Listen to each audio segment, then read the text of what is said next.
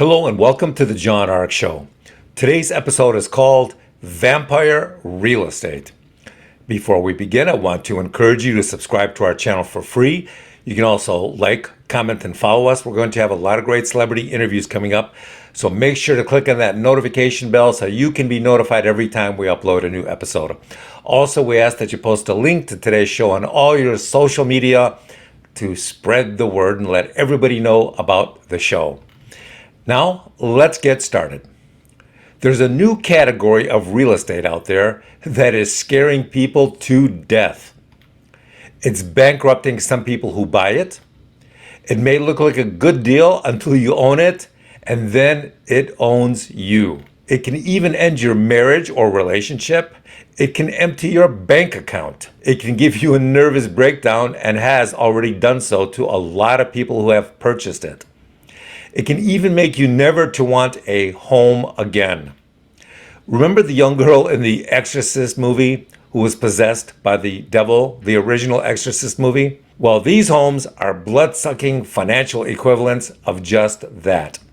What are they? They're called vampire homes because they will suck the blood right out of your body and your wallet and your marriage and your career and drive you to the brink of insanity. So how can you spot a vampire home and avoid purchasing it?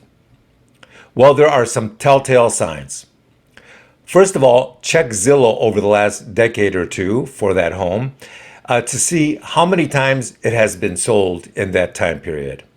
If it's being sold every year or two, then there's a real problem of some sort, and the problem is usually not visible at first glance, but it's definitely there. Maybe the neighbors are a bunch of criminal lunatics who sell drugs or throw loud, never-ending all-night parties. Maybe there's a water shortage problem or a water purity problem that's getting worse and worse in that zip code.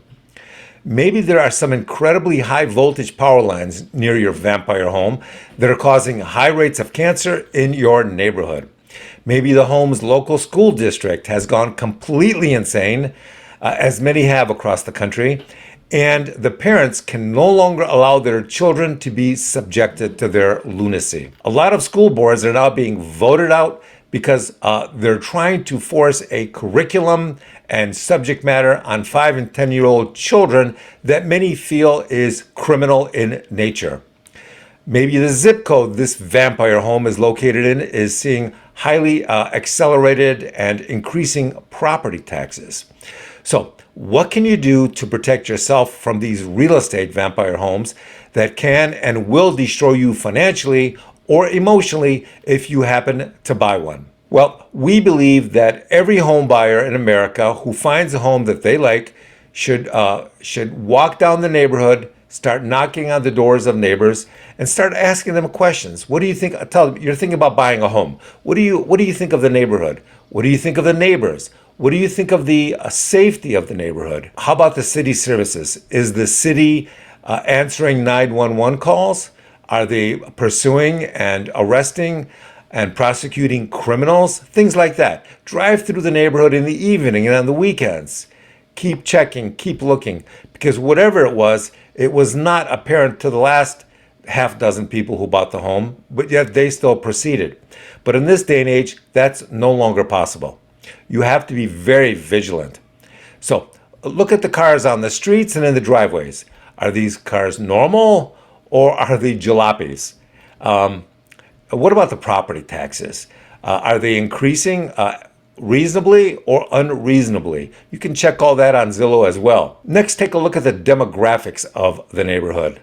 Look for signs of criminal activity that's getting worse. Sometimes a house can be okay, but the criminal element in the neighborhood can make it unlivable. It can destroy the economic value of that house. Now and maybe in the future, it'll get even worse.